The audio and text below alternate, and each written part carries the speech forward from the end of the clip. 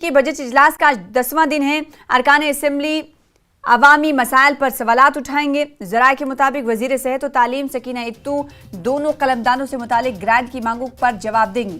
ख्याल रहे कि ऐवान में गुज़िश्ता दिनों भी सेहत और तालीम के शोबे से मुतालिक अरकान कई सवालात कर चुके हैं। तो आज 10वां दिन है। 10वें दिन की कार्रवाई कैसी रहने वाली है, ये आपको पल पल की अपडेट देंगे। और 10वें दिन ये इत्तलात मिल रही हैं कि सेहत और तालीम की वजीर सकीना इत्तू दोनों कलमदानों, क्योंकि दो पोर्टफोलियोज इनके पास हैं, तो इन दोनों कलमदानों से मुतालिक ग्रांट की मांगों पर जवाब देंगी। क्योंकि इस हवाले से पहले अरकान असेंबली की तरफ से सवाल किया गया था, जिस पर आज उनका जवाब होगा। जवाब में देखना होगा वो क्या कुछ इन दोनों पोर्टफोलियोज को लेकर पूछे गए सवाल पर जवाब देती नजर आती हैं।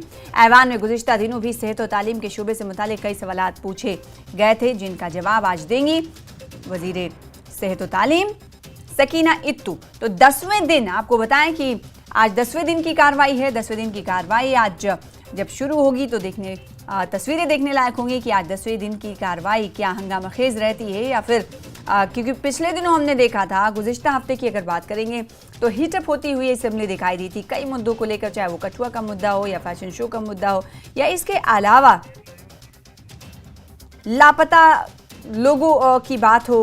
और आज की अगर कार्रवाई की बात करें तो इजलास कैसा रहने वाला है, ये हम जानने की कोशिश करेंगे। लगातार समीर भट्ट हमारे नुमाइंदे सेशन की कार्रवाई को कवर कर रहे हैं। आज का सेशन अगर माने 10वां दिन है, किस लिहाज से अहम है, कौन कौन से अरकान असेंबली कौन कौन से मुद्दे उठा सकते हैं, क्या कुछ जानकारी समीर?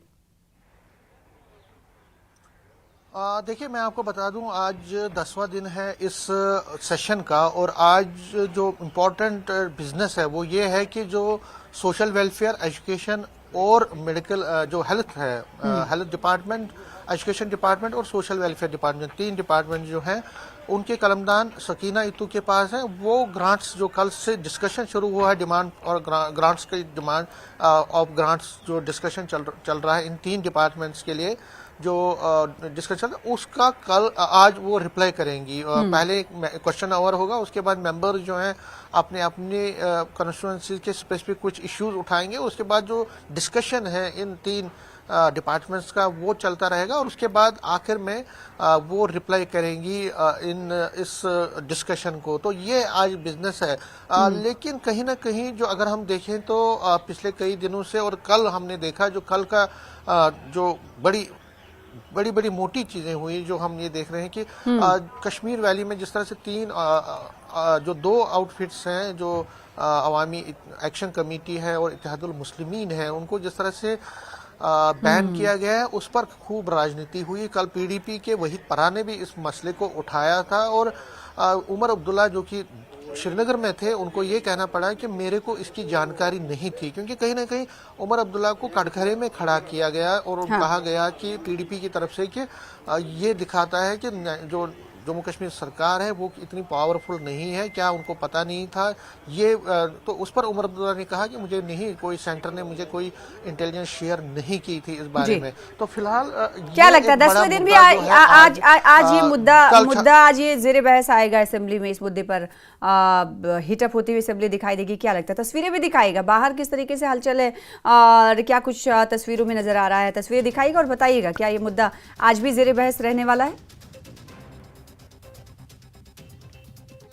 आज वो बहस का मुद्दा बनेगा या नहीं बनेगा वो देखने वाली बात होगी। लेकिन कहीं ना कहीं जो उमर अब्दुल्ला ने अपनी जो बेबसी का इजहार किया है, अपनी मजबूरी का इजहार किया है, तस्वीरें भी दिखाते रहेंगे। जहां हमारे कैमरामैन हैं वो तस्वीरों के जरिए भी यहाँ की मूवमेंट को दिखाएंगे, क्योंकि अभी हम जो मेंबर असेंबली हैं, जो असेंबली के मेम्बरान हैं, वो नहीं आए हैं यहाँ पे। सिर्फ अभी सिक्योरिटी के ज़्यादा लोग दिख रहे हैं, जो अमला है यहाँ पे वो दिख रहा है। लीडर ऑफ अपोजिशन आया करते थे, इस वक्त तक हमसे जुड़ जाते थे, लेकिन आज अभी तक वो नहीं पहुंचे हैं। बजट सेशन में अब जो ग्रांट्स पे डिस्कशन हो रहा है, देखिए अब आज इन 3 डिपार्टमेंट्स के ग्रांट्स खत्म होंगे। उसके बाद कल से जो कुछ और डिपार्टमेंट्स के ग्रांट शुरू होंगे और चीफ मिनिस्टर उमर अब्दुल्ला के भी ग्रांट्स है, टूरिज्म डिपार्टमेंट उनके पास है, उनके पास एम्प्लॉयमेंट है, उनके पास बहुत सारे डिपार्टमेंट्स हैं जिन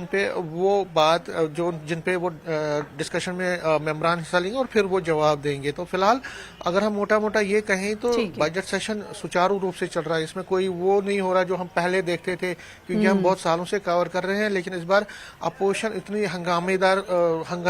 मतलब इतना तेज नहीं है, इतना ज्यादा वो हंगामा नहीं कर रहे हैं। हालांकि बीच बीच हम देख रहे हैं शोर शराबा होता है। कल एक सना मैं आपको बता दूं कि बिजनेस एडवाइजरी कमेटी बनाई गई है कल शाम को। बिजनेस एडवाइजरी कमेटी नहीं बनी थी, जिस पर कल श्यामलाल शर्मा जो बीजेपी के हैं उन्होंने बड़ा शोर मचाया। इसमें बीजेपी के मेंबरान सभी खड़े हुए थे। उन्होंने कहा था कि बिजनेस एडवाइजरी कमेटी बननी चाहिए कि जो बिजनेस का पूरा यहाँ पे लेखा जोखा किस मेंबर को कितना बोलना है, क्या बोलना है, तो वो सारा वो देखेंगे। लेकिन अब बिजनेस एडवाइजरी कमेटी कल शाम को बनाई गई है स्पीकर की तरफ से, और बिजनेस एडवाइजरी कमेटी ही अब तय करेगी कि क्या 2 सिटिंग्स करनी है या अगर एक सिटिंग में कितना टाइम एक्सटेंड करना है। तो उस पर जो कंफ्यूजन मचा हुआ था वो अब खत्म हो रहा है। तो अपोजिशन में भी अब एक चीज ये है कि अब मात्र जो है हम आज 10वां दिन है, मतलब टोटल 22 दिन है।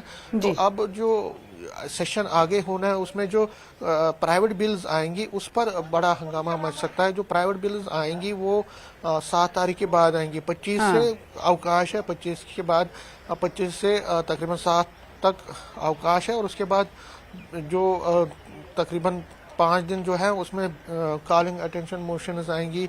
जो प्राइवेट बिल्स आएंगी वो उसमें ज्यादा रहेगा। तो कहीं ना कहीं कुल मिला के हम देख सकते हैं कि जो बजट है वो चल रहा है। और मेरे साथ सतीश शर्मा है जो कि बीजेपी के एमएलए हैं।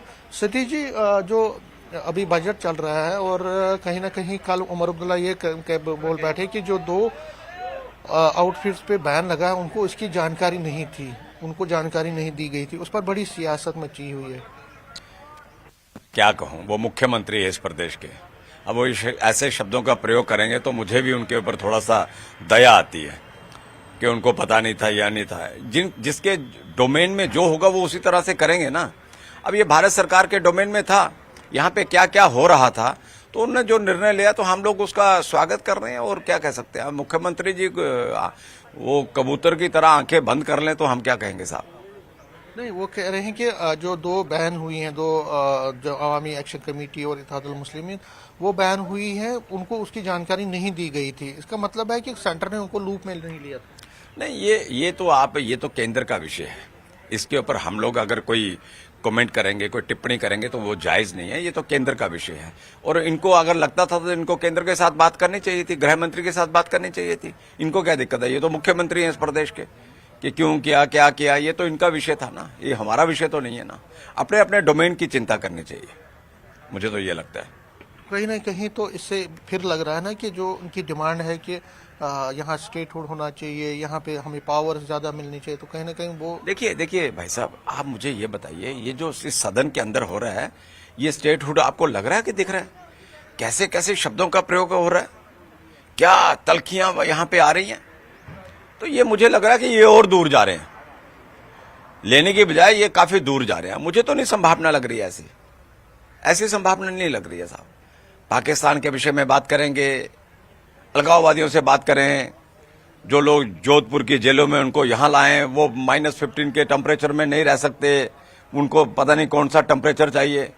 वो भारत सरकार को पता है कि किसको क्या चाहिए, वो करेंगे। आप निश्चिंत रहिए उसके लिए, ये यहाँ की सरकार भी निश्चिंत कल एक बिजनेस एडवाइजरी कमेटी बनी है जिसकी आप डिमांड कर रहे थे कल शाम को स्पीकर, तो आप सेटिस्फाई हैं? देखिए, अभी आप मान के चल सकते हैं कि क्या हालत है यहाँ के। 15 दिन साहब यहाँ क्या सदन चल गया और इनको कोई चिंता नहीं थी उसमें। हम देख रहे थे इनका ये कब कमेटी बनाएंगे, लेकिन यहाँ के ये राम भरोसे है। अगर इनके ऊपर होता तो क्या का क्या होता।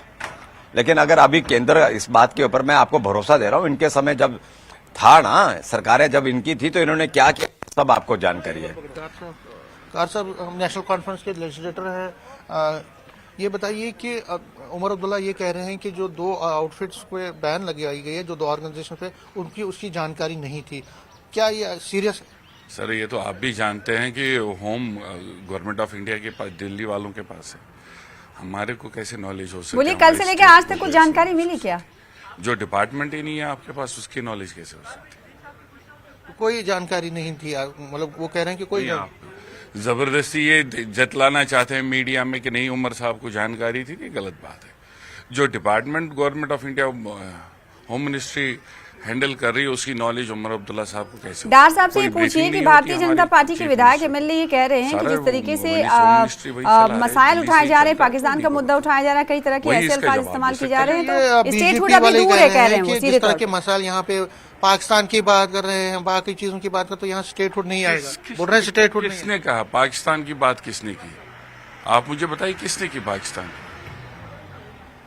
और अगर किसी कंटेक्स्ट में की होगी, और एक ये नहीं कहा कि हमने तो नहीं सुना कि अंदर किसी ने ये बात की कि हम पाकिस्तान के साथ जा रहे हैं। हाँ, कुछ पासिंग कमेंट्स में ये बात हुई, इन्होंने बीजेपी वालों ने कहा हम पाकिस्तान का वो हिस्सा भी लाएंगे, हमने कहा लाइए अगर ला सकते हैं, उसमें क्या बुराई है? तो मुझे नहीं लग रहा है ये इसको इस कंटेक्स्ट में लेना चाहिए कि हम यहाँ किसी ने पाकिस्तान की बात। हिलाल अकबर लोन तो सीधा कह गए कि 370 वापस आना चाहिए। भाई सब ऐसा है कि ये तो होम मिनिस्टर साहब भी कहते हैं कि धारा 370 का अनुच्छेद भाग ए बदला नहीं है, भाग 2 बदला है। तो 370 तो वही है इंडियन कॉन्स्टिट्यूशन में जहां है, वो कहाँ खत्म हुआ है? और जो 48 में कॉन्स्टिट्यूंट असेंबली, वो नेशनल कॉन्फ्रेंस का अपना मौकूफ है, और वो मौकूफ, उस मौकूफ पे नेशनल कॉन्फ्रेंस खड़ी है कि बिना हम जम्मू कश्मीर की आवाम से, जम्मू और कश्मीर और लद्दाख की आवाम से पूछे बगैर ये कदम उठाया गया, और वो सही नहीं है। तो ये अभी भी बजट पहले वाले जो है स्टैंड पे अब कायम क्योंकि है, अब लेकिन ग्रांट्स भारतीय पे जनता पार्टी का ये काम कहना है कि जिस तरीके से इनका रवैया है, इससे ऐसा लगता है कि स्टेटहुड वापस नहीं आएगा, और बार बार स्टेटहुड की बहाली की मांग लगातार अरकान असेंबली की तरफ से की जा रही है। खासकर एनसी, कांग्रेस और पीडीपी और जेकेपीसी, ये तमाम लोग स्टेटहुड की बहाली की मांग कर रहे हैं। बहुत शुक्रिया समीर हमारे साथ जुड़ने के लिए, डार साहब से बातचीत करने के लिए, बीजेपी विधायक से बातचीत करने के लिए बहुत शुक्रिया। तो जम्मू कश्मीर असेंबली के बजट इजलास